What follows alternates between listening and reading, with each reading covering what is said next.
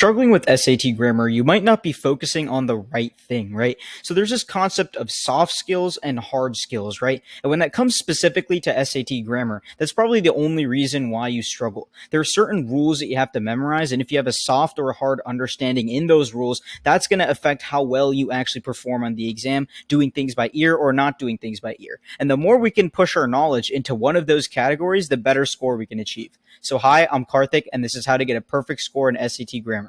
Okay, so do you actually know the exact usage of every single thing, right? If I were to ask you right now, what is the exact usage of a comma, dash, and a colon? Would you be able to list every single correct use of those items? Would you be able to give me every single small aspect of those rules and how they're applied and how they're grammatically or not grammatically correct in certain scenarios, right? And while that might seem an extremely hard thing to do, it actually involves only simple memorization that you could do in a week. You could memorize every single rule that's tested on SAT grammar in 1 week. It's actually not that difficult, right? When I'm tutoring people, when I notice that they get certain questions wrong in SAT grammar, I always ask them what their thought process is while going through it. And I always notice the same things that happen on questions that students often get incorrect. And it's this fact that they're trying to figure out what the correct answer is, but they're using their ear, right? They're trying to figure out based on intuition, based on what they generally understand to be correct, how it is said and what a comma will do per se, right? And put a break in it and just say that, oh, that break sounds natural, therefore it'll be correct. And that's like the biggest fallacy of SAT grammar. It's having that soft understanding, using your ear and thinking that that's the correct way just because you mention it a certain way, like it is correct as it's often talked about in that way. But that's not the case with grammar, right? Especially with punctuation, they all have explicit rules. And even though it might sound correct while reading it, it could be incorrect as a result of using the wrong type of punctuation, a run-on sentence, the incorrect clauses being combined with the wrong symbol, right? You need to understand that what specific rule that you need to apply is way different than how we speak. So you can't trust your ear in SAT grammar. Memorizing these rules is essentially the only way to actually improve in SAT grammar. And it actually becomes so easy once you understand that. You could ace grammar in 1 week just by memorizing all the rules and radically improve your score, right? You only have to learn that, but on top of that, you have to learn what the SAT likes to do. And it's very specific, and I'll go into it right now. So first of all, where do you find these grammar rules to memorize? I mentioned them, and I mentioned that the SAT has them, but where do you find all of them? So you just have a list of everything you know and where I could potentially find that information. So if you're just looking for things for free, Khan Academy has all of them listed, right? And they have videos explaining every single one with catered practice questions with explanations why.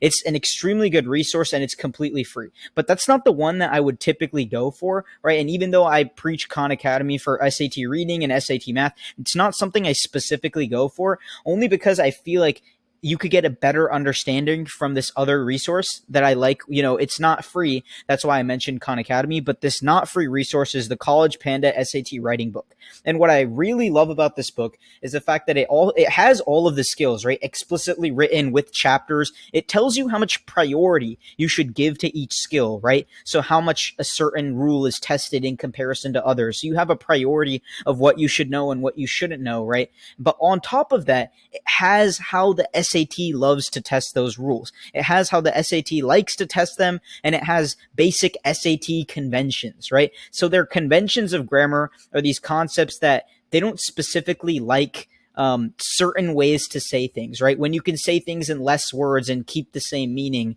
then they like that, right? So they hate redundancy, and they love being concise, and they love keeping purpose the same, right? So if you can, even though you might have two answer choices that are both grammatically correct, they will prioritize the one that is the most concise and maintains the purpose, right? The main idea, and it captures it. So you understanding those things, you can't really understand from memorizing the grammar rules, but I've mentioned the main two that you need to figure out, and the SAT College Panda book is so useful for that. It explains all of them so easily. Okay, so how exactly do you practice SAT grammar questions? In reading and math, I often preach this idea that your practice is the majority of your improvement, and that is the case. But with SAT grammar, it's actually much simpler than that.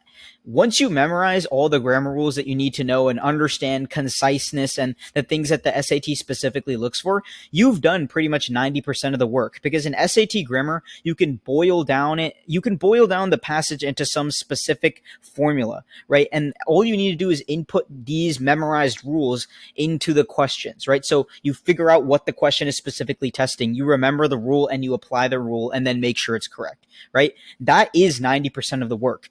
Just memorizing the rule allows you to do the previous things because you have lots of experience doing the application of testing, whether it's correct or wrong, just if you've taken an SAT grammar practice exam before, right? You have practice doing that. Memorizing the rule is just going to boost that process. That's 90% of the work of getting a perfect score in grammar already done. The rest of the 10%, right? And that's like in terms of effort, not even volume, is just focusing on the one or two questions that you get incorrect, either as a result of you forgetting a rule or some careless mistake, right? And you just need to work on perfecting that and never making that mistake again as a result of memorizing the rule better than you had before, right?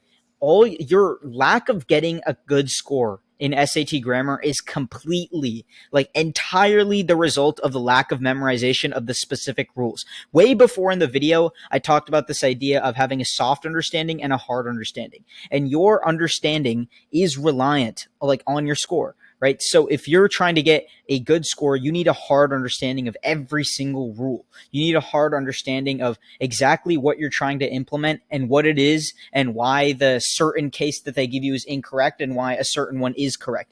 If you still feel like you're getting a lot wrong and you haven't really memorized certain things that you feel like you have and you're still getting questions wrong, that is back to the memorization problem. That is back to this idea that you need to focus and refine those small level of questions that are getting incorrect. And that's a result of not fully understanding what it is. Okay, so speed. How exactly do you get faster at the grammar SAT? As you take practice exams, which I recommend that you should be doing regularly to constantly retest yourself and know which questions you get wrong, you're going to get questions faster and more like accuracy, right? And faster over time.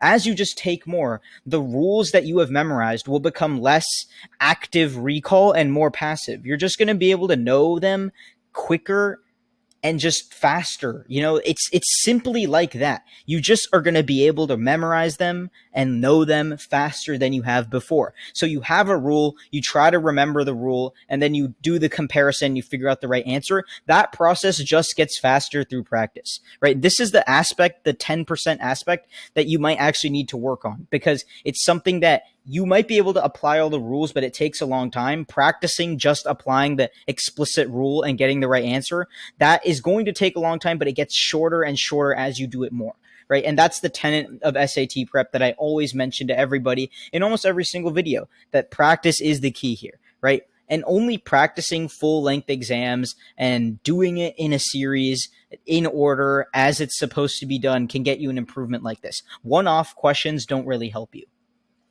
So once you understand all of this, it becomes easy. Grammar is one of the easiest sections because you can literally apply this framework, learn all the grammar rules, memorize them to the most extreme degree, and then take full-length practice sections and just get faster at it. It's the consistency plus the effort in all of these skills, right? Doing this in this order, that's going to get you a perfect score. Thank you guys so much, and I hope you learned something today.